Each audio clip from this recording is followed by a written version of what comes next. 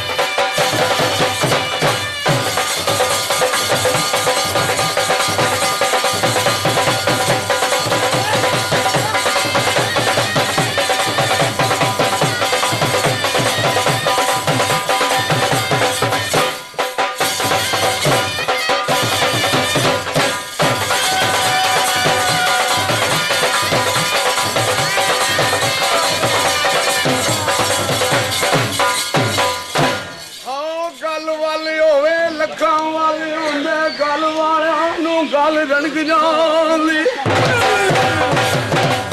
सुर तार दा नहीं सवाल कोई इश्क सीने अग भड़क जाती आख्या ने मजनू जंगलों दे विच आ मारे ओ तार लैलां दे बंगले खड़क जानी पर मुए विच उडीक ओ चाचा बशीर साइयां हो जावे यार ते लाश भी फड़क जांदी आख्या सूरत ते रुमाल होंदे जिंदगी दी चास आमदी हो जे मुर्शिद